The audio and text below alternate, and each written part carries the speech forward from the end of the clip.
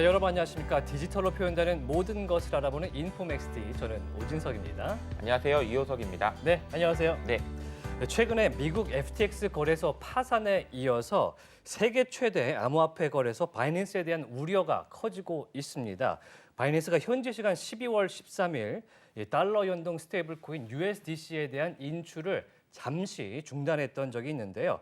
또 이제 자오장펑 CEO에 대한 미국 검찰의 수사가 어떻게 될지도 상당히 주목이 되고 있고, 이 지급준비금 증명이 불충분하다는 이야기도 나오고 있어서 다시 한번 이 암호화폐 거래소에 대한 불안감이 커지고 있습니다. 좋지 않습니다. 네, 분위기가 무슨 일이 일어나도 이상하지 않다라는 것이 계속 이어지고 있는 것 같아요. 그래서 네. 긴장의 끈을 놓치지 않아야 될 것 같다라는 생각입니다. 네, 시장 상황 오늘 인포맥스티에서 알아보도록 하겠습니다. 지금 출발하겠습니다.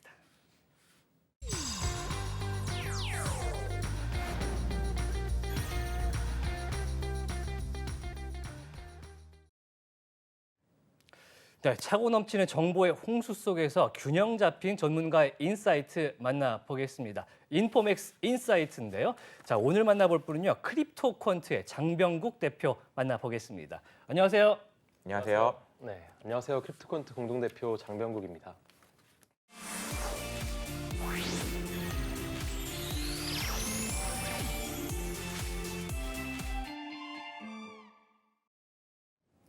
네, 가상자산 시장, 크립토 시장은요, 블록체인 상에서 이루어지는 일종의 기반 기술 시장이다, 이렇게 볼 수가 있습니다. 그래서 가상자산 시장을 정확히 이해하기 위해서는 블록체인, 온체인 데이터를 어떻게 분석하느냐가 상당히 중요하겠는데요.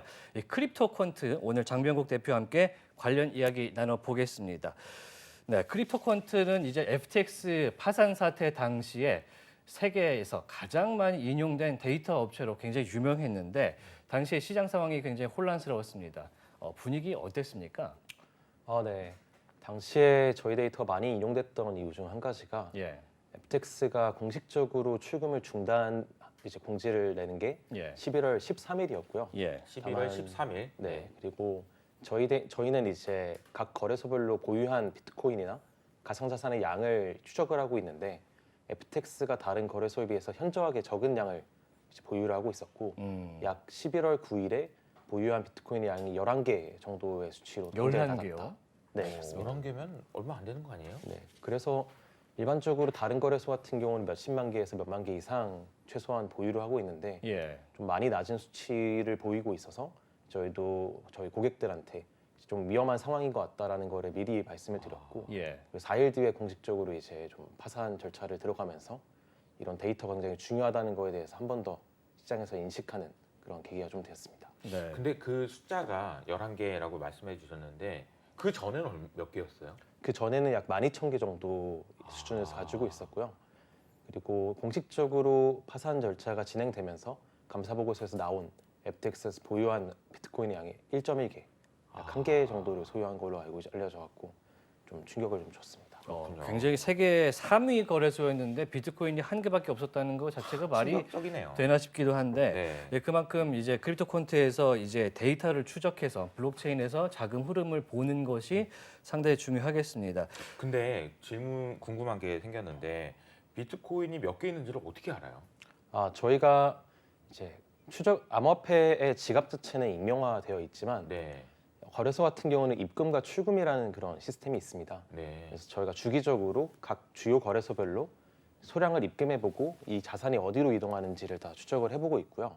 이걸 통해서 뭐 바이낸스면 바이낸스, 업비트면 업비트, 그들이 관리하는 지갑의 패턴을 다 분석을 해가지고 예, 이거를 바이낸스가 소유한 뭐 수십만 개, 수백만 개의 지갑들 다 묶어가지고 이 지갑들의 전체 보유량 혹은 입금되는 양, 이런 것들을 이제 분석을 할 수가 있게 됩니다. 그렇군요. 그래서 저희는 이제 익명화된 지갑에 누구의 것인지 소유자의 라벨을 붙여가면서 데이터를 정보화하는 작업을 하고 있습니다. 저희가 오프닝에서 이제 바이낸스에 대한 우려도 살짝 말씀을 드렸었는데, 최근에 감사 보고서를 통해서 지급 준비 보고가 정확치 않다라는 내용이 좀 나오긴 했습니다. 이 내용도 좀 살펴보고 계신가요? 네, 살펴보고 있고요. 다만 저희가 좀 주력하고 있는 부분은 예, 이제 온체인 데이터라고 예. 블록체인 상에 기록되는 데이터들에 대해서 좀 집중을 하고 있고요. 그래서 그렇다 보니까 저희는 이제 온체인상에 기록되지 않는 데이터들은 주로 보고 있지는 않고 그래서 좀 더 주력하고 있는 건 POR이라고 Proof of Reserve. 그래서 각 거래소별로 바이낸스를 포함해서 얼마를 실제로 보유하고 있는지를 저희 딴에서도 다 트래킹을 하고 있고요. 거래소가 비록 몇 가지 주소를 공개하긴 했지만 예. 모든 주소를 공개한 건 아니라서 예. 저희가 가진 거랑 대조해 보거나 혹은 FTX 같은 경우는 FTT라는 자체 보유한 셀프 이슈드 코인의 보유량이 굉장히 높았는데 네. 그럼 거래소마다 이제 자체 발행한 셀프 이슈드 코인이 차지하는 양이 얼만큼 있는지 이런 것들을 다 비교해 가지고 저희가 데이터로 제공을 해드리고 있습니다. 방금 말씀 주신 POR 지급 준비 증명 이거를 확인을 하면은 거래소마다 상황을 좀 파악을 하기가 굉장히 쉽겠군요. 네, 맞습니다. 네, 그래서 오늘 저희가 이제 온체인 데이터를 알아볼 텐데 일단 가상자산 시장에서 이제 크게 투자하시는 분들 우리가 이제 일명 고래라고 또 부릅니다. 그래서 FTX 사태도 그랬고 이 고래들의 움직임이 상당히 주목을 받았는데요. 그 이유는 뭘까요? 가상자산 시장도 금융시장과 마찬가지로 수요와 공급이라는 시장 원리가 작동하기 때문입니다. 예. 그래서 예를 들어서 특정 A라는 코인이 굉장히 사람들이 사고자 하는 수요는 굉장히 높은데 시장에 있는 A 코인의 수량 자체가 굉장히 적다. 거래소에서 이제 살 수 있는 수량 자체가 적으면은 가격이 상승하게 되는 것이고요. 반대로 사람들이 사려고 하는 수요에 비해서 이제 거래소에 입금되는 이 코인의 양이 엄청나게 많아졌다. 그럼 시장에 바로 매도 가능한 수량은 굉장히 많아졌지만 이거를 감당할 수 있는 수요가 적다 보니까 가격이 하락하는 이런 사태가 이제 발생이 됩니다. 그리고 고래들은 이런 심리를 잘 알고 있고 이를 활용해서 수익을 내기 때문에 이들의 움직임을 보는 게 되게 중요하고요. 또한 특정 뉴스가 나오지 않았음에도 불구하고 뭔가 이례적인 움직임을 보이는 경우들이 있습니다. 네, 이 고래들 같은 경우는 아직 뉴스에 나오지 않은 정보들을 보유하는 경우도 있어가지고 그런 움직임을 보는데도 좀 활용이 되기도 하고 혹은 매일매일 엄청나게 많은 뉴스가 쏟아지지 않습니까? 예. 거기에 이제 악재도 있고 호재도 있는데 실제로 고래들이 이 뉴스에 얼마나 반응을 했는지를 볼 수 있는데도 이제 이런 고래들의 움직임 데이터가 쓰이기 때문에 그들의 움직임 좀 주목해야 할 이제 필요가 있습니다. 아, 근데 이제 고래라고 하면은 어느 정도 되면 고래예요? 비트코인 같은 경우는 약 10,000개 정도 이상 만 개? 있고 만 개. 보통 각 코인별로 10% 정도의 수량을 보유한 사람들을 의미하고 있어요. 만 개면은 우리 돈으로 한 뭐 3천억 정도 되나? 2, 3천억 정도? 네, 그 정도 됩니다. 그 정도 규모를 가지고 있으면 고래라고 얘기하고 큰 손이죠. 우리로 따지면은 큰 손이 움직임을 잘 봐야 된다. 네, 그렇습니다. 일단 블록체인 자체가 이제 기록을 열람할 수 있기 때문에 추적이 가능한 건데 뭐 만 개 정도면 상당히 많은 양. 그러면은 많네요, 만 이 개는. 고래의 리스트가 어느 정도는 좀 갖춰져 있겠네요. 네, 맞습니다. 이런 이 고래소들의 고래들이 고래소? 이 고래들이 어떻게 투자를 하고 어떻게 매도를 하는지에 대해서를 좀 추적을 하면 시장 자체 분위기를 어떻게 끌고 가는지도 알 수 있겠군요. 네, 맞습니다. 현재는 어떻습니까? 현재 같은 경우는 이제 과거 하락장과 비슷하게 과거에 이제 코로나 빔이나 혹은 이제 중국에서 채굴장을 금지했을 때 그리고 이번에 FTX 사태도 마찬가지로 굉장히 이례적으로 고래들이 많은 양의 거래소에 입금하는 경우가 많이 있었고요. 근데 최근에도 이제 FTX 때 굉장히 많이 입금이 되고 나서 그 뒤에는 좀 거래소에 들어가는 공급량은 줄어들고 있는 추세입니다. 특히 이번에 바이낸스 같은 경우도 이제 그런 퍼드가 있긴 했었지만 거래소로 입금되는 양 자체는 그렇게 높진 않았고요. 오히려 출금되는 양이 많은 상태입니다. 거래소에 입금된다는 얘기는 비트코인을 자기가 가지고 있다가 거래소로 올린다는 얘기예요. 네, 그럼 맞습니다. 그 의미는 올려서 판다는 의미인가요? 이게 바로 판다는 의미로 해석하기보다는 네. 결국에는 대부분의 거래가 일어나는 일반인들이 사고 파는 곳은 CEX라는 중앙형 거래소인데요. 예. 이제 중앙형 거래소에서 어찌됐든 개인 지갑에 비트코인을 가지고 있더라도 이걸 팔기 위해서는 보통은 CEX를 사용을 하게 됩니다. 그래서 이게 입금된다는 거는 저희가 이제 말씀드릴 때는 시장에 즉시 매도 가능한 수량이 많아진다. 많고 적음 이렇게 표현을 드리고요. 그래서 입금한 뒤에 이 사람이 뭐 한 달 뒤에 팔지, 1년 뒤에 팔지는 모르겠지만 어쨌든 매도 가능한 수량 자체가 수량이 많아진다. 늘어난다라는 걸 의미하네요. 그러면은 이제 FTX 사태 이전과 이후의 흐름이 좀 바뀐 게 있습니까? 이전과 이후의 흐름이 바뀌었다기에는 아직까지 한 달 정도의 시간이 이제 흘려가지고 11월 있으니까요. 네. 그 뒤에 괄목할 만한 큰 고래들의 움직임이 보이진 않는다 예. 정도로 이제 말씀드릴 수 있을 것 같아요. 현재까지는. 네, FTX 당시에는 이제 일반적으로 일반 고래들만 움직인 게 아니라 약 한 6개월에서 최대 5년 이상 비트코인을 안 움직이던 그런 지갑들에서도 움직임이 한번 보였었고요. 네. 최근에는 그런 움직임은 그렇게 많지는 않습니다. 네.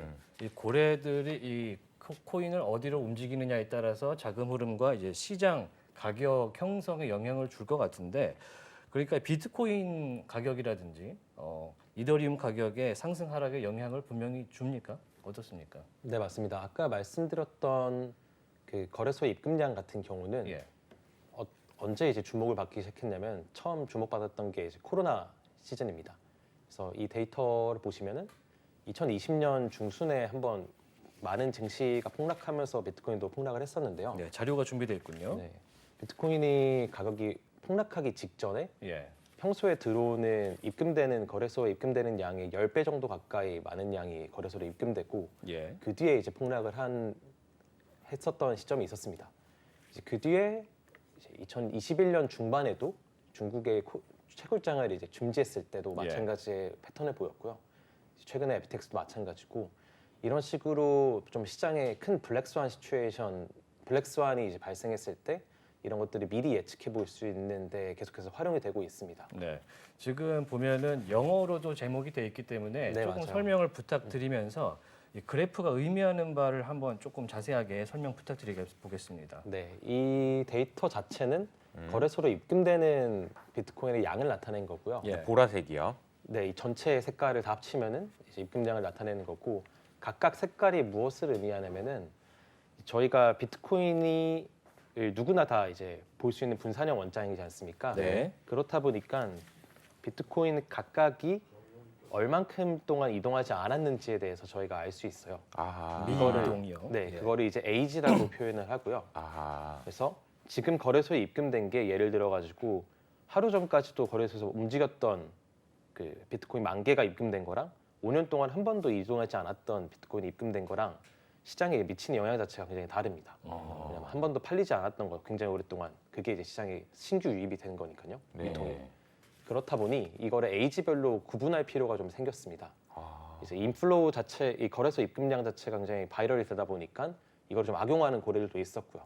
그래서 그런 노이즈들을 좀 제거하기 위해서 이런 비트코인이 홀딩된 기간, 즉 에이지별로 구분한 게 이 데이터라고 보시면 되고. 아, 이게 자세히 보면은 이게 그냥 보라색인 줄 알았는데 예. 밑에 색깔이 좀 있네요. 그러니까 네, 이제 맞습니다. 색깔이 되게 다양하게 있는 거네요. 지금 네, 보니까. 핑크색도 있고 핑크색도 밑에 빨간색도 보면은 있는데. 핑크색도 있고. 그러니까 이제 아마 오랫동안 움직이지 않다가 갑자기 움직이는 애는 여기 밑에 보이는 보라색, 그러니까 뭐 핑크색 이런 네, 거 같아요, 맞습니다. 그죠? 밑으로 갈수록 오랫동안 움직이지 않았던 이제 비트코인이 거래소로 입금된 오호. 경우를 의미하고요. 네. 그럼 보시면은 좀 이제 그 코로나 때나 최근 FTX 때도 밑에의 분홍색이나 좀 다양한 색깔에 또 많이 분포가 되는 거를 이제 보실 수 있어요. 네. 이처럼 저희가 이제 이제 그래프를 보면은 2022년 11월 정도로 추정되는 이제 그래프 선이 보통은 이제 보라색이었다가 핑크색이 굉장히 높게 올라온 그런 맞습니다. 그래프가 하나 있습니다. 음흠. 이때가 이제 FTX 영향을 받은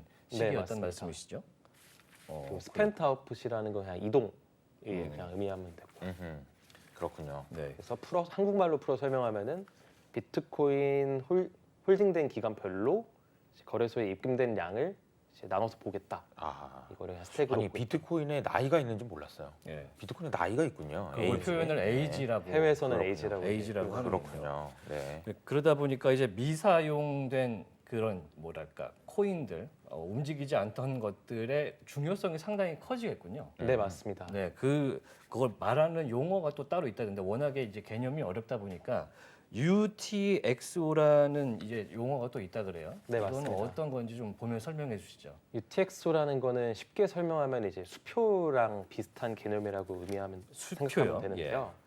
이제 비트코인 같은 경우는 UTX 구조로 이루어져 있고 이더리움 같은 경우 반대로 어카운트 구조로 이루어져 있습니다.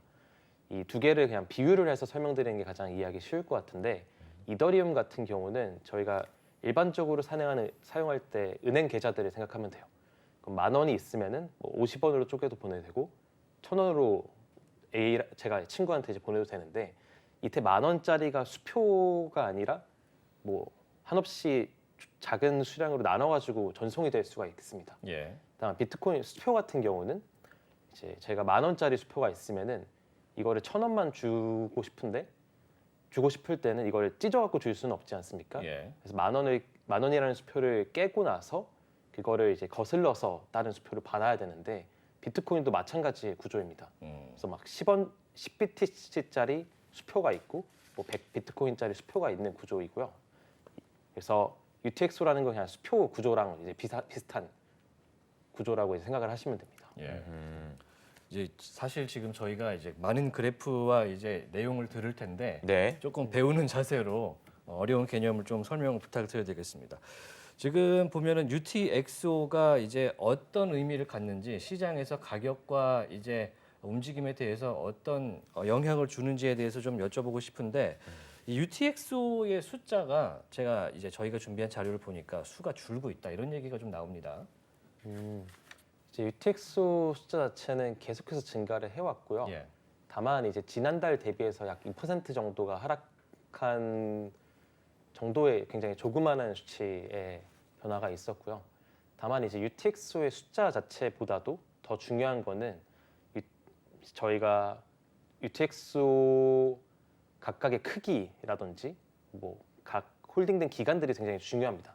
예를 들어 가지고 저희가 10,000원짜리 수표 100개가 있는 거랑 이제 1억짜리 수표 1개가 있는 거랑 가지고 있는 웨이트가 굉장히 다르지 않습니까? 네.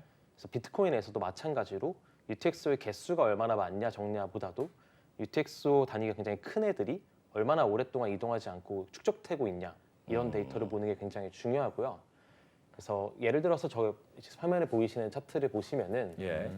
이게 이제 각각 UTXO들이 얼만큼 홀딩된 기간에 따라서 마켓 그 시가총액을 이렇게 축적한 것입니다. 예. 저 산처럼 되어 있는 것이 시가총액인 거예요? 네, 맞습니다. 그 중에서도 6개월 이상 이제 움직이지 않고 홀딩된 애들만 발라낸 것이고요. 그래서 이 데이터를 보시면은 그럼 이제 6개월 이상 움직이지 않고 축적된 비트코인의 양이라고 쉽게 이해를 하시면 될 것 같고, 예. 네. 이제 검정색 선이 이제 비트코인의 프라이스 움직임입니다. 가격인데요. 가격입니다. 그래서 보시면은 이런 장기 투자자들 6개월 이상 홀딩한 사람들은 하락장이나 혹은 횡보장에서는 계속해서 물량을 축적하는 거를 이제 볼 수가 있고요. 마켓에 이제 비트코인이 좀 많이 고점이다 싶을 때 오히려 수량을 줄이는 이런 움직임을 보이고 있고, 이와 반대로 일반 좀 단기 투자자들 같은 경우는 반대의 움직임을 좀 보이는 걸 알 수가 있어요. 아, 근데 이게 어쨌든 산처럼 되어 있는 이 그림이 높아지면 가격이 좀 빠지는 경향이 좀 있네요. 그죠? 그런 경향도 있고, 근데 이제 큰 관점에서 봤을 때는 그 장기적인 관점에서는 이들이 축적하는 기간은 이제 상승폭 자체가 그렇게 크진 않고 하락폭 자체도 엄청 크진 않고, 이들이 그 2018년도의 그래프를 보시면 아시다시피 네. 이들이 물량이 확 줄어들 때가 보통 이제 마켓의 탑인 경우. 그래프 가운데죠. 가격이. 예. 아, 그러면은 지금은 지금도 높네요. 이제 계속해서 축적을 하고 있는 단계라고 보시면 돼요. 그렇군요. 네. 지금 가격선과 그래프가 이제 산이 만나는 그런 모습의 그래프인데 이제 이걸 가지고 다양한 이제 데이터를 좀 뽑아볼 수가 있을 것 같습니다.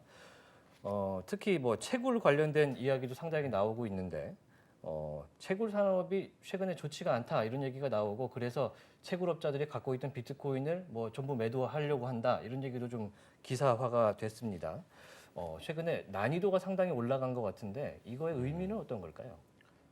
난이도에 대해서 먼저 조금 설명을 드리고 그 상황에 대해서 해석을 하는 게 좋을 것 같은데요. 비트코인이 난이도를 결정하는 방식이 따로 있습니다. 애초에 사토시가 이제 비트코인을 설계를 했을 때 각 블록이 생성되는 그런 간격을 10분 정도로 하는 걸 이상적으로 원했고요. 그렇다 보니까 자동으로 난이도가 계속 조정되도록 시스템에 적용을 해놨습니다. 그래서 어떤 방식으로 난이도가 계속 조정이 되냐면은 이전 블록 2016개, 대략적으로 14일 동안 캐진 비트코인에 총 캐는데 걸리는 시간들을 계속 계산을 하고요. 예. 이게 만약에 10분보다 적으면은 난이도가 올라가고, 이게 만약에 10분보다 많았으면 난이도가 내려가는 형태로 이제 이루어지게 됩니다. 아, 그러니까 다만 어려운 정도를 이렇게 숫자화하기가 상당히 어려운데 얼마나 걸렸어? 이 문제 푸는데 얼마나 걸렸어? 10분보다 넘게 걸렸어. 어려웠나 보네? 이렇게 해석한다는 거죠? 네, 맞습니다. 아, 그래서 조금 더 쉽게 해주거나 더 어렵게 해주거나 이런 식으로 조정을 하게 되는데 그럼 이 문제를 푸는데 걸리는 시간이 더 빨리 풀었다는 말은 그만큼 더 많은 사람들이 해시레이트, 더 높은 해시레이트를 가지고서 뭐 더 많은 연산량을 가지고 빠르게 계산한다는 걸 의미하게 되고요. 네. 그래서 이게 의미하는 건 이제 두 가지 정도로 저는 해석을 할 수 있을 것 같은데 첫 번째는 이제 이 난이도가 한번 크게 상승했던 게 9월 이후에 10월이었고요. 네. 네, 9월 15일에 이더리움 머지라는 이벤트가 있었습니다. 네. 그래서 그때 이더리움을 더 이상 POW라는 방식으로 채굴하지 못하는 채굴자들이 비트코인으로 넘어왔다가 이제 첫 번째 해석이고요. 네. 다만 이런 거는 좋진 않죠. 왜냐면은 현재는 비트코인 가격이 하락하고 있는 와중에 디피컬티가 올라간 것이다 보니까 예를 들어서 파이는 계속 줄어드는데 이 파이를 먹고자 하는 사람들이 굉장히 많아지는 아하. 굉장히 심화되는 구조라 네. 이제 파산하는 곳들 혹은 보유한 비트코인을 매도해가지고 이제 손실분을 메꿔야 되는 곳들이 이제 늘어나는 거라는 게 첫 번째 해석이고요. 네. 두 번째는 사실 채굴장들마다 각 지역마다의 전기료가 굉장히 차이가 큽니다. 한국에서 캐는 사람도 있고, 뭐 미국에서 캐는 채굴장들도 있고, 혹은 최근에는 중국에서의 금지 이후로 카자흐스탄으로 넘어간 굉장히 많은 채굴자들이 있는데요. 거기는 또 전기료가 굉장히 쌉니다. 그래서 이런 채굴장들보다 되게 단가가 다르다 보니까 적게는 한 11,000, 높게는 한 2만 달러 정도가 수익이 단가가 나는 비트코인의 가격이라고 볼 수 있는데 좀 더 이런 전기료가 굉장히 싼 곳에서 다른 채굴장들에 대한 점유율을 낮추기 위해서 해시레이트를 더 높게 이제 설정하고 있는 게 아닌가라는 게 이제 두 번째 해석입니다. 네. 그렇군요. 그 장병국 대표님이 준비하신 자료 중에 이제 비트코인의 채굴 디피컬티 난이도와 관련된 화면이 있습니다. 잠깐 그걸 보면서 지금 시세와 채굴 난이도에 대한 이야기 다시 한번 풀어보겠습니다. 지금 파란색으로 표시된 게 난이도고요. 네, 맞습니다. 그리고 하얀색으로 표시된 선이 이제 비트코인의 미국 달러화 가격인데 지금 보면 이게 어떤 상관관계가 있는지 눈으로 보기에는 딱 표시가 되지는 않는 것 같은데요. 어떻게 읽으면 좋겠습니까? 이 해시레이트 같은 경우는 difficulty 같은 경우는요. 뭔가 선행 지표라고 보기에는 좀 어려울 것 같고 예. 그래서 프라이스에 직접적으로 영향을 준다라고는 저는 해석하고 있지는 않고요. 네. 다만 이거를 사용하는 이제 사용처 같은 경우는 채굴장들을 저희가 일일이 컨택해서 얼마나 돌리고 있어, 얼마나 해시레이트를 너네가 투자하고 있는지를 연락해서 알 수가 없다 보니까 예. 아예 비트코인 전체의 디피컬티를 계산을 해가지고 예. 채굴장들이 지금 얼마만큼 대략적인 연산을 투자하고 있는지 이 네트워크를 유지하기 위해서 이 정도의 해석을 이제 보통 하고 있습니다. 그러니까 이제 채굴 같은 경우에는 자기들이 들인 뭐 전기 비용이라든지 네, 이런 거에 맞습니다. 대비해서 비트코인 수익이 나야만 가동을 하는 거잖아요. 네네. 예, 그걸 통해서 이제 채굴업자들이 시세를 어떻게 움직이고 있는지, 움직일 가능성이 있는지를 보는 거죠. 네네, 맞습니다. 네. 그래서 지금 보면은 현재 채굴자들이 어떤 포지션을 하고 있는지 그것도 상당히 중요할 것 같은데 그런 데이터는 없습니까? 한 세 가지 정도를 들 수가 있는데요. 예. 대표적으로 첫 번째는 풀 멀티플이라는 데이터를 들 수가 있습니다. 네. 이게 좀 이름은 어려운데 네, 굉장히 어렵네요. 네. 왜냐하면 푸엘이라는 게 사람 이름이기 때문이에요. 그 해외 데이빗 푸엘이라는 초기의 온체인 데이터를 확립한 사람 중 한 사람이 만든 데이터고요. 예. 이 데이터를 이제 해석하면은 굉장히 쉽습니다. 네. 푸엘 멀티플은 어떻게 계산하냐면은 각 현재 블록에서 채굴자가 얻는 수익, 즉 블록 보상과 채굴 수수로 이제 두 가지로 이루어져 있는데 네. 채굴자의 보상이 그 양을 이전 1년 동안 채굴했던 평균적인 수익률을 그냥 나눈 겁니다. 24시간 거를 네. 1년짜리로 네, 나눈다고요. 맞습니다. 그래서 네. 최근 1년에 비해서 훨씬 더 많은 수치의 채굴 수익을 이제 내고 있는가, 아니면은 더 낮은 수치의 채굴 수익을 내고 있는가 이런 걸 알 수가 있고 쉽게 그래프를 보면서 설명을 드리면은 네. 이 지표가 올라갈수록 과거에 비해서 굉장히 높은 수익을 채굴자들이 더 상대적으로 많이 벌고 있다는 걸 의미하고요. 예. 이 초록색 라인 낮아질수록 지난 1년에 비해서 굉장히 적은 양을 이제 벌고 있다는 것을 의미하게 됩니다. 네.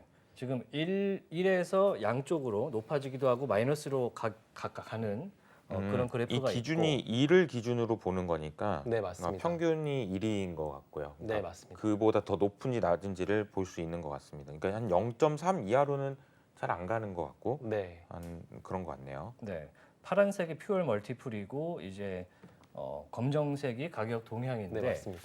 요거를 이제 시청자분들이 보실 때는 딱 명쾌하게 요 두 개를 보통 보실 것 같은데요. 초록색은 눈에 잘 안 보이고. 아, 네네. 그럼 이 두 개 가지고 어떻게 해석하면 좀 쉽겠습니까? 푸엘 멀티플 같은 경우는 지금 채굴장들의 상황에 대해서 이해를 할 때 좀 도움이 되고요. 채굴장들이 지금 굉장히 좀 어려운 상황에 있는지 혹은 좀 수익권에 있는지에 대해서 알 수 있는 데이터로 이제 활용이 되고요. 예.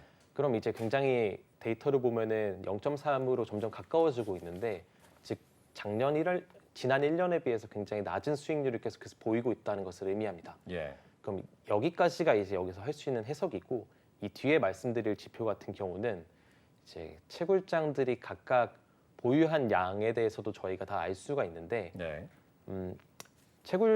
저희가 거래소의 지갑들을 다 라벨링을 하는 것처럼 채굴장들도 저희가 다 라벨링을 하고 있습니다. 일일이요. 일일이 다 라벨링을 하고 있고 이들이 블록을 채굴할 때마다 그 스크립트라는 일종의 노트를 적어놓을 수 있는 그런 곳들이 있는데요. 예. 메모를 할 수 있는 곳 거기에 본인이 누가 캤는지를 다 적어놓고 있어요. 그래서 F2 풀이면은 내가 F2 풀이인데 내가 캤다 이런 것들을 저희가 다 수집을 해가지고 매 블록마다 그래서 그거를 캔 사람들, 캔 채굴장들 다 라벨링을 매깁니다. 네.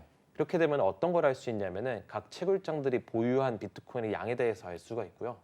그리고 이들이 본인들이 보유한 비트코인을 언제 빼는지, 이제 출금하는지 이런 것들을 저희가 트래킹을 할 수가 있게 됩니다. 네. 그래서 MPI라는 이제 마이너 포지션 인덱스가 이제 대표적인 예시 중 그걸 활용한 대표적인 예시 중 한 가지인데 이건 제가 만들었던 거고요. 예. 아하. 지금 해외에서 활용이 되고 있는데 네. 지난 프레임 멀티플이나 마찬가지로 채굴자들의 지갑에서 지난 1년간 출금된 양에 대비해 가지고 오늘 출금되는 양이 얼마나 많은가를 이제 아하. 비교한 그래프입니다.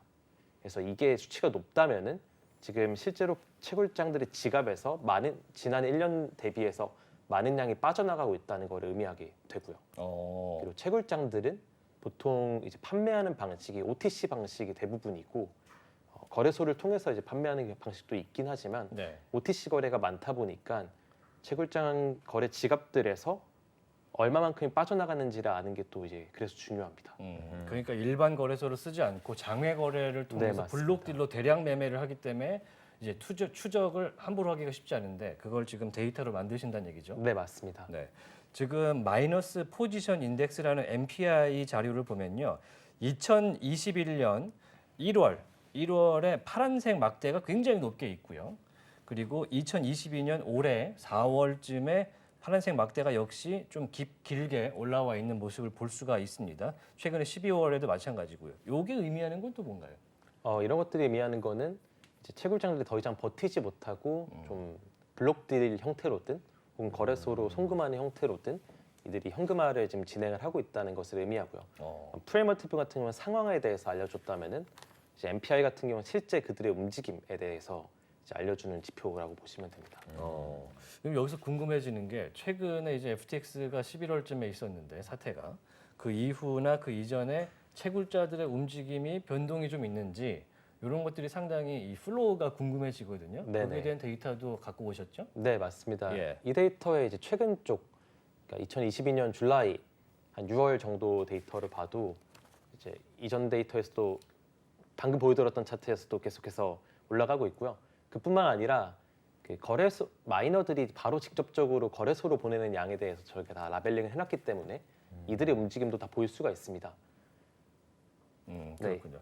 지금 자료가 준비되어 있는데요. 마이너 투 익스체인지 플로우라는 데이터 자료를 좀 보면서 이야기를 해야 될 것 같은데 일단 굉장히 긴 장대들이 지금 최근에 올해 들어서 3개나 있었고요. 앞서서는 상당히 그 기준이 높은 빽빽한 장대들이 있는데 요게 이제 어떤 걸 의미하는지 한 번 더 설명 네네. 부탁드리겠습니다. 내용이 이런- 좀 어렵다 보니까. 네, 이런 초록색 막대가 의미하는 게 채굴자들이 거래소로 보내는 비트코인의 양, 채굴자들이 네, 비트코인 맞습니다. 거래소로 거래소로 보내는 비트코인의 개수를 의미하고요. 예.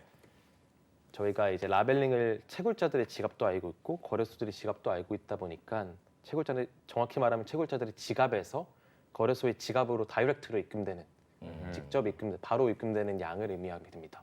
그럼 이를 보시면은 올해 한 6월 때부터도 계속해서 높은 양을 보이고 있고 이후에도 한 3달, 2달 간격으로 초록색 장대가 높게 있는 것을 알 수가 있습니다. 네. 그럼 이때마다 채굴장들이 중에서 좀 계속해서 낮아지는 비트코인 가격을 좀 견디지 못하고 이들이 채굴 손실이나 혹은 채굴장을 유지하는 비용으로 충당하기 위해서 비트코인을 좀 매도하려는 액션을 보였다라고 해석을 할 수 있습니다. 그러면은 이 데이터의 그래프를 보면서 지금 6월과 그리고 8월과 11월에 긴 장대가 네, 올라오면서 맞습니다. 채굴자들이 비트코인을 매도하는 움직임을 보였다. 그러니까 거래소로 옮겼기 때문에 네, 맞습니다. 매도하려는 움직임으로 볼 수 있다. 그리고 시세는 이와 함께 하락하는 모습도 함께 보였다. 이렇게 관계 형성이 좀 되겠습니까? 그런 관계 형성도 가능하고요. 예. 다만 채굴장들 중에서도 채굴장들이 항상 트레이딩을 잘하는 건 또 아닙니다. 그쵸. 이들 중에서도 아까 고래가 되게 중요하다고 말씀을 드렸는데 모든 고래가 중요한 건 아니고요. 고래 중에서도 스마트한 고래들을 보는 게 되게 중요하게 됩니다. 그래서 뭐 거래소의 입금 같은 경우도 굉장히 하락이 있기 전에 입금한 고래들도 있고 하락이 다 끝나고 나서야 입금하는 고래들도 있습니다. 근데 조금 더 채굴장들 같은 경우는 과거에는 좀 시장을 주도하는 모습을 굉장히 보였었는데요. 20년도까지만 해도 21년도, 22년도와 지나가면서 그들이 보유하고 있는 물량 자체도 굉장히 시장에 많이 흘러들어가기도 했고 하다 보니까 이들의 움직임이 시장을 바로 움직일 정도는 이제 아닌 경우가 꽤 많이 발생합니다. 그러면 이제 네. 한번 복귀를 하면서 여쭤보면은 네. 앞서 우리가 얘기했던 이 이른바 슈퍼개미 그 고래들이 사실 시장 형성에 조금 더 영향력이 있습니까? 현재는 채굴자들이 영향력이 좀 있습니까? 고래들이 더 영향력이 있다고 보고 있고요. 예. 그 중에서도 기관으로 유출되는 지갑들이 영향이 더 크다고 보고 기관이요. 있습니다. 아하. 네. 기관이라면 어떤 곳을 예를 들 수 있을까요? 뭐 코인베이스 기관 중에서 마이크로 스트래티지나 예. 네. 굉장히 큰 기관, 뭐 테슬라도 과거에 이제 보유를 했었고 예. 혹은 알려지지 않는 기관들이 굉장히 많아요. 그 굳이 이제 프레스를 알리지 않고 예. 비트코인을 모금하는 이제 그런 기관들이 많은데 그런 움직임들을 OTC 거래를 통해서도 좀 보일 수가 있고요. 예. 예를 들어서 코인베이스 같은 경우가 이제 대표적으로 미국에서 사용하는 OTC 거래소인데 예. 코인베이스에서 뭐 굉장히 많은 양이 한 번에 블록될 형태로 나갔다. 뭐 10,000개의 비트코인이 코인베이스 지갑에서 인출됐다. 이런 데이터를 보면서 저희는 좀 이 정도의 OTC들이 좀 이루어졌구나 이런 걸 유추하고 있고 실제로 저희가 누군가 코인베이스에서 한 이 정도 물량을 샀다라는 거를 좀 프레스를 알리고 나서 그 뒤에 이제 마이크로 스트레지가 이 시장에 들어왔다는 게 이제 공표된 경우도 있었고요. 예. 테슬라라든지 이런 식으로 좀 기관들이 이제는 고래가 점점 되어가고 있고 이들이 시장에서 굉장히 중요한 엔티티가 되고 있다. 주체가 되고 있다라고 말씀드릴 수 있습니다. 사실은 이 모든 게 어떻게 보면은 비트코인이 오를 것 같아 빠질 것 같아 이걸 예상하기 위함인데 그렇게 하기 위해서 우리가 이제 볼 수 있는 정보들이 좀 똑똑할 걸로 추정되는 그러니까 미래를 좀 잘 맞힐 걸로 기대되는 이제 그런 사람들의 움직임을 좀 보겠다라는 거라고 해석을 하면 되겠죠, 그죠? 네, 맞습니다. 그러니까 고래도 고래지만 이제 기관들이 많아진다는 것은 투자사도 투자사고 증권사도 이제 진입을 하고 일반 기업들도 비트코인을 대량 매수하고 있다. 그거를 거래소의 데이터를 통해서 확인을 하면 이게 매도의 움직임인지 아니면 매수의 움직임이 많아지는 건지 확인할 수 있다. 그런 네, 말씀이시죠? 맞습니다. 네. 그럼 현재 기준으로는 이제 사실 앞에서 여쭤봤어야 되는데 이제 매도 압력이 많은 상황입니까? 이제 매수세가 좀 더 있는 상황입니까? 매도 압력 자체는 계속해서 줄어든 유통량 관점에서는 줄어들고 있는 상황이고요. 예. 네, 다만 수요 자체도 조금 줄어드는 상황이긴 합니다. 예를 들어서 뭐 지금 스테이블 이제 이따 한 번 더 언급드릴 것 같긴 한데 네네네. 거래소에 있는 스테이블 코인의 양을 보통 이제 유통량으로 저희가 해석을 하는데요. 스테이블 코인을 유통량으로. 네, 맞습니다. 예. 피아스로 바로 비트코인을 사는 경우도 있지만 아직까지도 이제 스테이블 코인으로 매수하는 경우가 많기 때문에 예. 이런 스테이블 코인이 시장에 얼마나 많이 유통되고 있는지, 그리고 유통되는 양 중에서 거래소로 얼마나 많이 들어와 있는지 이런 데이터를 보는 게 이제 중요하게 되는데, 이게 연초 대비해서는 약 한 20% 정도가 줄어든 상황이어가지고 비트코인이 매도될 수 있는 양 자체도 거래소에서 줄어들고 있지만 이거를 살 수 있는 이런 이제 자금력 자체도 좀 줄어들고 있는 상황이긴 하다라고 이제 말씀드릴 수 있습니다. 이제 상황은 그렇게 볼 수가 있고, 왜냐하면 네. 이제 스테이블 코인 같은 경우는 1달러의 기능을 하기 때문에 네. 그렇죠. 이제 대체적으로 소위 1달러 말하는 이제 대신하는 뭐 거죠. 유동성이라고 할 수 있겠죠. 그러니까 비트코인을 살 수 있는 잠재적인 돈 아, 네, 얼마나 맞습니다. 많나. 근데 네. 지금은 좀 낮은 상황이다. 네, 맞습니다. 네네. 연초 대비해서는 낮은 상황이고요. 네. 그럼 그 유동성이 적어진 만큼 시장 시세에는 어떤 영향이 좀 있습니까? 시세 자체는 이런 비트코인을 살 수 있는 그런 스테이블코인 양이 줄어든다는 거는 곧 좀 수요가 줄어든다는 의미랑 비슷하고요. 그러니까 그 매수 수요 말씀이시죠? 네, 맞습니다. 예. 이 스테이블코인의 서플라이라는 게 있는데 이제 이 시장 자체에 유통되고 있는 스테이블코인의 양을 의미하고, 이게 줄어든다는 건 어떤 의미를 뜻하면요. 예를 들어서 USDC 같은 경우는 USDC를 발행하기 위해서 달러를 실제로 입금을 서클에다가 해야 되는 구조입니다. 채권을 입금하든지.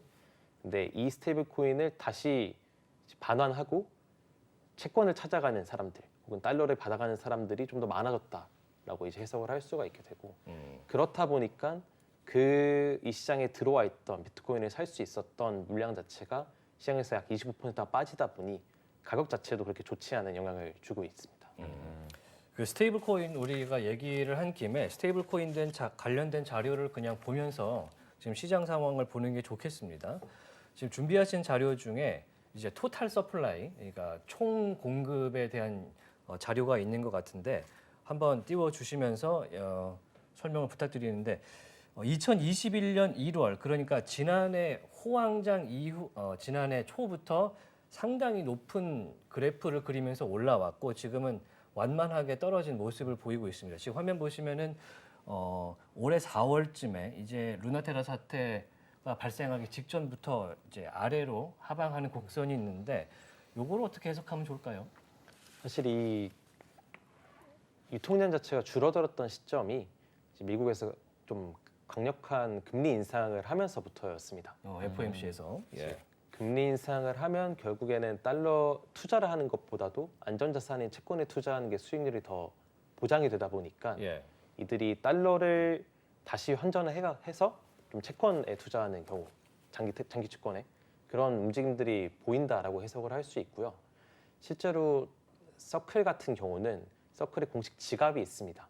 그래서 얼마만큼이 발행되고 얼마만큼이 이제 좀 시장에서 없어지고 달러로 교환됐는지 이런 것들을 볼 수가 있는데, 최근에는 이제 올해 초부터 해서는 계속해서 좀 줄어들고 있는 상황, USDC를 반환을 하고 달러를 받아가는 사람들이 많아지고 있는 상황이긴 합니다. 근데 이 그림을 보면 2018년만 해도 0이었어요. 그러니까 스테이블 코인이 없었다는 건데, 네, 맞습니다. 이것이 늘어나기 시작해서 마지막 부분까지 보면은 한 100빌리언이거든요. 네, 이 맞습니다. 규모가 어느 정도까지 커졌던 거예요? 100빌리언 달러까지 달러? 이제 서플라이가 그럼 커졌다는 우리 돈으로 거는 따지면은 1,400원 잡으면은 그러니까 140조 원에 해당되는 네, 맞습니다. 규모의 스테이블 코인이 발행이 됐었다. 공급이 네, 맞습니다. 됐었다가 그 공급이 지금 최근에는 좀 줄어들고 있는 거다라고 보시면 되겠네요. 네. 그럼에도 불구하고 이제 2년 전 대비해 가지고 약 10배 정도가 오른 양인데요.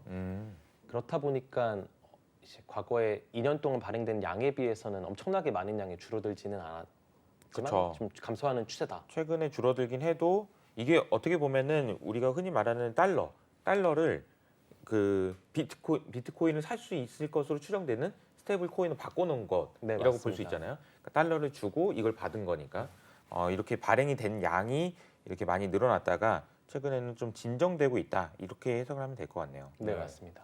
그런데 이제 스테이블 코인 관련해서 이제 거래소에서 갖고 있는 보유 수량 자체가 최근에 이제 FTX 사태도 있고 해서 USDT에 대한 우려도 상당히 있었고 해서 변화가 좀 감지가 된다 이런 기사가 있었습니다.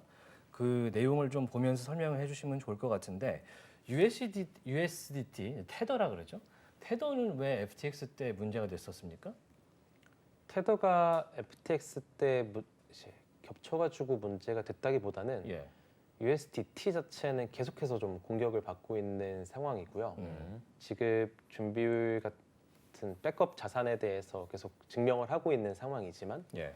사실 저는 이거는 좀 더 정치적인 이제 그런 경쟁 구도라고 보고 있습니다. 예. 좀 USDC 같은 경우는 백업 자산이 미국 달러로 대부분 이루어져 있고 달러 기반 채권들이나 네. USDC는 네, 그렇다는 DC는 거죠. 그래서 좀 더 미국의 진영에 가깝다고 저는 보고 있고요. 네. USDT 같은 경우는 그 미국 외의 지역들로 생각을 하고 있습니다. 그래서 이건 완전하게 달러로만 이루어진 백업 자산을 이루어진 스테이블 코인은 아니라서 그래서 그들 간에 보이지 않는 그런 전쟁이라고 저는 해석을 하고 있어요. T와 C에 관해. 네, 맞습니다. 그렇군요. 미국과 중국의. 네, 중국이라고 명확하게 할 수는 없지만 하지만 네. 어쨌든 미국과 미국 이외의 네, 맞습니다. 뭐 이렇게 보면 되나요? 네, 네. 익스체인지 리저브라는 데이터를 들고 오셨는데 네네. 이제 스테이블 코인 관련해서 거래소에서 들고 있는 준비율, 준비 자금 정도로 볼 수가 있겠네요. 이 내용을 한번 보겠습니다. 지금 보면은 2022년 11월부터 상당히 많이 빠졌습니다. 그럼 스테이블 코인이 빠질수록 시장에 좀 불안한 모습이 좀 감지가 될 것 같습니다. 어떤 의미가 있습니까? 네, 스테이블 코인 같은 경우는 비트코인이랑 반대로 비트코인 같은 경우는 즉시 매도 가능한 수량이라고 해석을 할 수 있으면은 예. 스테이블 코인은 즉시 매수할 수 있는 돈의 양을 의미하게 됩니다. 근데 그 돈의 양이 보통 이제 거래소에서 사기 위해서 스테이블 코인으로 이제 남겨두는 경우가 많은데 예. 이게 줄어들었다는 거는 결국 지금 당장 중앙형 거래소에서 사고자 하는 그런 스테이블 코인을 보유한 양이 줄어들고 있다는 걸 이제 의미하게 되는 것이고 이는 곧 조금 더 상승과는 다른 상승에는 좋지 않은 시그널을 가지게 되죠.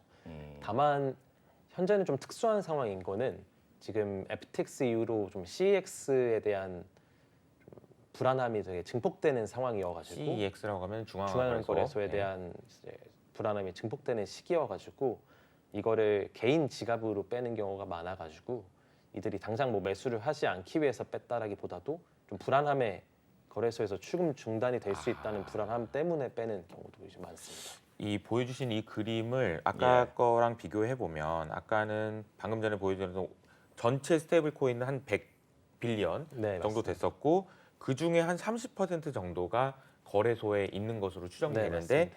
거래소에 넣어놨던 스테이블 코인을 누군가는 지금 다 빼고 있다라는 거죠. 네, 그 이유가 맞습니다. 거래소를 못 믿어서 그런 걸 수도 있는 거고 보통의 경우에는 비트코인을 살 수 있는 돈이 줄어들었네 이렇게 생각할 수 있지만 지금은 거래소 못 믿겠는데 이거 여기다 놔뒀다가 내 스테이블 코인 뭐 못 찾으면 어떻게 이런 두려움도 반영이 돼 있다라고 볼 수 있겠네요. 네, 맞습니다. 그 달러의 패깅이 깨지면 또 내 자산이 엄청 줄어들 수 있기 때문에 그 불안감이 확장되는 거잖아요. 그러면은 12월 13일 날 바이낸스의 USDC 출금 정지도 뭐 비슷한 이유가 좀 있을까요? USDC, FTX랑은 좀 다른 사건인 거는 FTX는 실제로 줄 돈이 없어가지고 이제 정지가 출금을 된 정지되는 거고. 그렇죠. 케이스고 바이낸스 같은 경우는 그런 케이스는 이제 아닙니다. 아하. 좀 더 은행 이제 뭐 USDC 같은 경우는 좀 은행의 운영 시간도 이제 고려를 해야 되고 그런 것들이 이제 많이 발영이 됐던 거지 바이낸스가 줄 돈이 없어가지고 이제 뭐 중단했다 이거는 이제 아니어가지고 FTX랑은 좀 다른 케이스라고 보시면 됩니다. 네.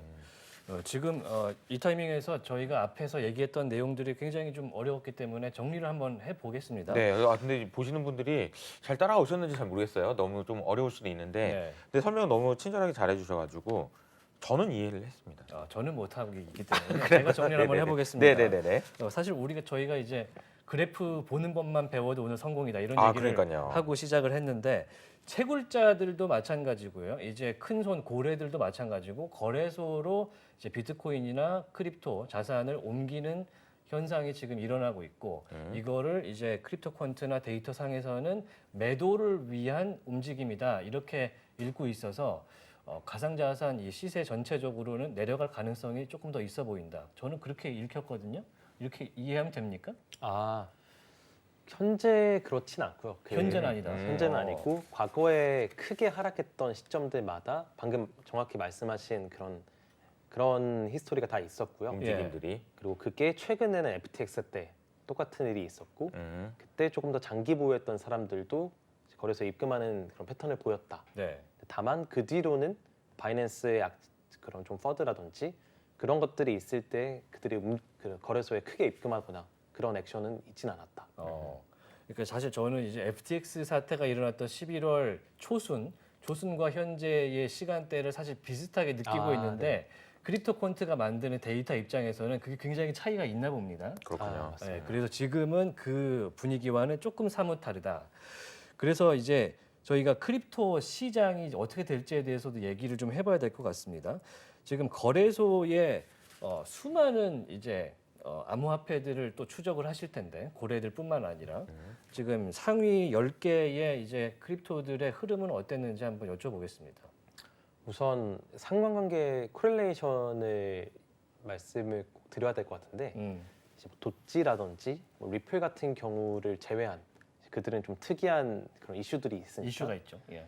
제외한 코인들 같은 경우는 비트코인과의 그런 가격의 상관관계가 굉장히 높은 상황입니다. 아, 지금 하락장에서는 또 더욱더 심해지기도 하고요. 음. 그래서 이들 각각의 움직임을 다 보는 것보다도 저는 지금 이런 하락장에서는 항상 중요한 건 비트코인의 움직임을 보는 게 더 중요하다라고 보고 있어요. 비트코인이 움직이는 방향에 따라서 이들의 상승 폭만 그 방향은 다 결정되기 때문에 그래서 좀 더 10개에 대한 해석보다도 비트코인에 대한 해석을 지금 하는 게 더 중요할 것 같다고 생각이 듭니다. 그래서 지금 한 가지 데이터를 갖고 온 거는 예. 이제 이것도 좀 영어로 보면 어렵다고 생각을 할 수 있는데 너무 NUPL 무지개 이라고. 색깔이 있네요. 네. NUPL이요. 주식시장에도 PNL이라는 그 데이터가 있죠. PNL. 그 Profit and Loss, 아, 네네네. 수익 손실 비율이라는 아. 이런 데이터들이 있을 텐데 돈 번 사람들이 많냐, 그쵸, 잃은 사람이 그쵸. 많냐 이런 거예요. 그거를 나타낸 게 딱 이 지표입니다. 아하. 이 지표가 나타내는 게 전체 이제 비트코인 지갑들이 마지막으로 이동했던 시점, 비트코인 마지막 이동했던 시점을 그들이 매수한 시점으로 가정한 겁니다. 아하. 그러면은 현재 시점 대비해서 손실에 있는지 수익에 있는지를 저희가 알 수 있게 되는데 그럼 그런 방식을 모든 비트코인에 대해서 다 적용을 시키는 거고요. 모든 비트코인요. 예. 그러면은 전체 비트코인이 마지막으로 이동했던 시점 대비해서 수익권에 있는 것들이 많은지 손실권에 있는 것들이 많은지를 저희가 비율을 다 계산할 수 있게 됩니다. 그거를 표현한 게 시각적으로 이 그래프라고 보시면 되고 네. 위로 갈수록 좀 더 너무나 많은 사람들이 다 수익을 보는 상황이다. 빨간색과 주황색이 수익 구간에 가깝고 네, 맞습니다. 그 노란색에서 파란색으로 갈수록 손실 구간에 가깝다. 네. 그래서 0 이하로 가면은 이제 평균적으로 모든 비트코인 지갑들의 수익과 손실 비율을 따져봤을 때 대부분 다 손실권에 있다. 파란색권에 있는 사람 그런 있을 때는 지표가 네. 그런 걸 의미하게 되고요. 네. 이 지표가 중요한 이유는 이것도 시장 논리랑 똑같습니다. 모든 사람이 다 잃는 시장은 존재하지 않고 모두가 돈을 버는 그런 시장도 존재하지가 않는데요. 네. 그럼 여기서 빨간색에 있을 때는 지금 대부분의 사람이 돈을 다 벌고 있다. 되게 좀 탐욕스러운 구간, 그리드한 구간에 있다라고 해석을 할 수가 있고 모두가 행복한 구간. 그쵸. 예. 파란색에 있을 때는 거의 모두가 잃는 구간이라고 볼 수가 있게 되고요. 다만 최근 데이터를 봤을 때 이제 과거 하락장에 비해서는 아직까지는 모두가 손실 구간이라고 볼 수는 없어요. 그 과거에 비해서는 그 정도가 좀 심하진 않다. 네. 그래가지고 저는 뭔가 저점이냐고 여쭤봤을 때는 과거에 비해서는 무릎까지는 온 것 같은데 네. 조금 더 한 번 더 남지 않았나 이 생각을 개인적으로는 갖고 있습니다. 개인적으로. 하방 쪽으로요. 네, 개인적으로는 이제 그 가능성을 열어두고 있고요. 네. 근데 이제 그래프를 보시면은 이 NUPL 그래프의 가장 최근에 살짝 반등하는 모습이 끄트머리에 좀 붙어 있습니다. 네네. 요게 사실 앞으로의 향방에 영향을 미칠 것 같은데 요게 어느 쪽으로 올라가고 내려갈지 어떻게 보세요? 저는 데이터를 가지고 예측하는 것보다도 예. 이 데이터를 계속 트래킹하는 거를 좀 더 중시하기 때문에 아, 그거 계속해서 저는 값을 보는 사람으로서 예. 좀 더 저는 저 지표가 올라갈 거다 내려갈 거다라는 말을 하기보다는 예. 올라갔을 때 어떻게 대응할 거고 내려갔을 때 어떻게 대응할 건지 어, 이 생각을 할 것 같습니다. 네. 근데 참 이게 생각을 한 게 너무 신기하지 않아요? 어떻게 비트코인이 손실 구간인지 이익 구간인지를 전부 다 따져봐가지고 네. 전 세계 있는 모든 비트코인을 다 본다는 거잖아요. 예. 그 마지막으로 이동했을 때 그때 얼마에 거래됐는지를 보고 그 가격과 지금 현재 가격을 비교해서 이 가격이 더 싸다는 얘기는 돈 벌었다는 얘기고 비싸다는 얘기는 잃었다는 얘기니까 네, 맞습니다. 그걸 지수화해가지고 이렇게 만들었다는 게 정말 신기한데 이걸 만드는 걸 보니까 아 이렇게 많은 사람들이 손실을 보고 있다는 얘기는 그렇게 손실을 봤음에도 불구하고 들고 있다는 네, 얘기여가지고 맞습니다. 반대로 생각하면 아니야 비트코인은 팔 생각이 없는 그런 사람이 많다라는 의미여가지고 저주가 그러니까 비트코인 가격이 바닥이다라고 해석할 수도 있는 거 아닌가 이런 생각도 드네요. 아, 네, 맞습니다. 그렇게도 해석이 가능하고요. 이 해석을 굉장히 다양하게 할 수 있는데 어쨌든 해석을 할 수 있는 데이터들을 제공해 주시고 있다라는 게 큰 의미가 있다라는 생각이 듭니다. 어떻게 이거를 생각하셨는지 그리고 저는 되게 모든 신기하네요. 비트코인에 대한 이 손실률을 확인을 했는데 그렇죠? 제가 이제 갑자기 살짝 요거에 대해서 궁금한 게 생겼는데 음. 지금 이 무지개색이 있는 이 그래프의 하락률이 굉장히 깊게 내려가고 있습니다. 그런데 시세 관련된 이 그래프는 그렇게 하락폭이 높지는 않아 보이는데 손실률은 급격하게 높아졌는데 시세는 많이 떨어지지는 않은 것 같아요. 물론 많이 떨어졌습니다만 이 기울기의 차이는 어디서 오는 건가요? 이 기울기의 차이를 정확히 알기 위해서는 예. 이 데이터가 어떻게 계산됐는지를 좀 더 확실하게 알긴 해야 되는데요. 예. 그렇게 되면은 약간 주어진 시간 내에 설명을 할 수는 아, 없을 예. 것 같아서. 근데 이게 X축 이게 이 축을 보면은 이게 로그 차트인 것 같아요. 네, 맞아요. 로그 가격이 차트. 지금 이게 비트코인 가격 자체가 아니고 로그 차트여가지고 예. 이게 사실 많이 빠졌는데 네, 좀 덜 맞습니다. 빠진 것처럼 보이는 게 있습니다. 지금. 아, 그게 더 그게 더 훨씬 더 간편한 설명이네요. 네, 간단한 네, 설명. 네. 로그 데이터로 돼 있어요. 그렇군요. 지금 저희가 굉장히 어려운 얘기를 그래프를 보면서 계속 해석을 하고 있는데 오늘 본 그래프 중에 지금 현재 시장을 보기에 가장 적합하고 좀 의미가 있다라고 생각하는 그래프는 어떤 거였습니까? 저는 방금 봤던 그런 UTXO 데이터가 첫 번째로 중요하다라고 산이 생각- 있었던 네. 예. 그 그래프가 이제 앞으로 이제 투자자들이 투자를 결정할 때 어떤 방향으로 활용하면 더 좋겠습니까? 그거를 이제 저는 계속해서 지금 들어오시는 분들 같은 경우는 분할 매수를 계속 생각을 하실 것 같은데 네. 그리고 언제 팔지에 대해서 이제 좀 장기 보유를 해가지고 파는 시점에 대해서 고민을 하실 것 같아가지고 네. 저는 아까 보여드렸던 리얼라이즈 캡 그 산처럼 보였던 것들을 보면서 네, UTX 에이지 밴드요. 예. 나와 비슷하게 장기 투자를 계속 하는 사람들이 언제 그들이 축적된 물량을 그만 축적을 하고 이거를 이동을 시키는지를 보고 뭐 매도나 매수 타이밍을 좀 더 생각을 해볼 것 같고요. 그리고 시장 전체를 봤을 때는 NUPL이라는 데이터를 보고 지금은 모두가 지금 환희에 젖어 있는 구간인지 지금 이 손실 구간에서 벗어날 때가 언제인지를 보면서 투자를 할 것 같습니다. 그래서 모두가 사실 돈을 잃을 때 그 손실 구간에 있을 때 내가 이 시장을 믿는다면 그때가 저는 타이밍이라고 생각을 하고 있긴 하고 그래서 두 가지 지표를 꼽는다면 NUPA가 아까 보여드렸던 그 산처럼 돼 있는 예. 리얼스 캡을 좀 꼽을 수 있을 것 같습니다. 근데 NUPL이랑 그 MBRB랑 MBRB랑 굉장히 비슷한 개념이죠. 네, 맞습니다. 네. MBRB도 좀 유명한 지표거든요.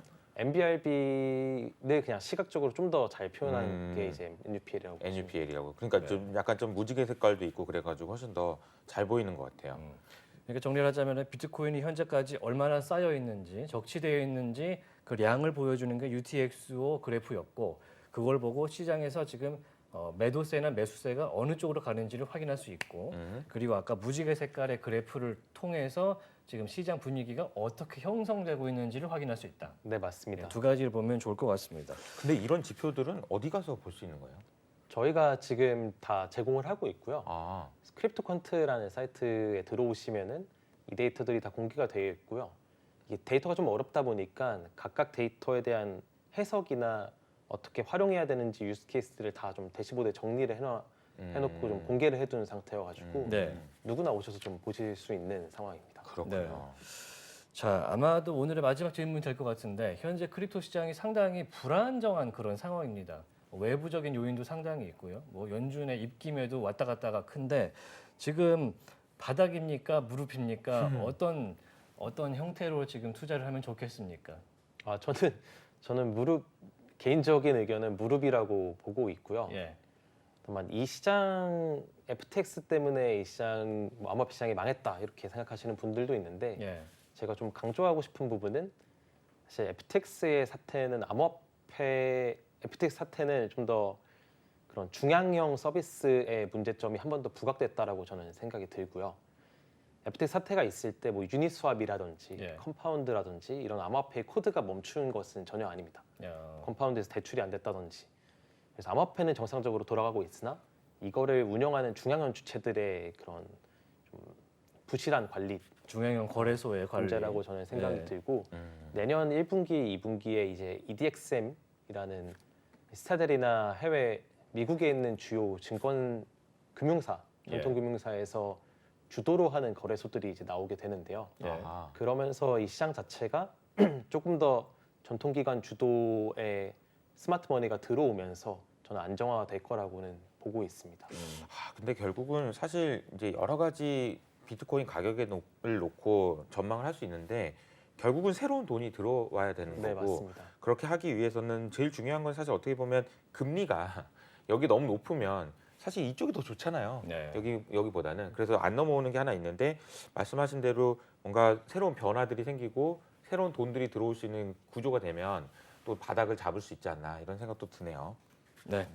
자, 오늘 어려운 데이터와 함께 했던 크립토퀀트 장병국 대표와의 이제 분석 시간이었는데요. 앞으로도 또 모셔서 분석을 또 요청드리겠습니다. 네. 오늘 말씀 고맙습니다. 감사합니다. 감사합니다. 네, 인포맥스티 오늘 순서 모두 마무리하겠습니다. 오늘 보신 내용은요. 유튜브 채널 연합뉴스 경제TV에서 확인하실 수 있으니까 많은 의견 부탁드리겠습니다.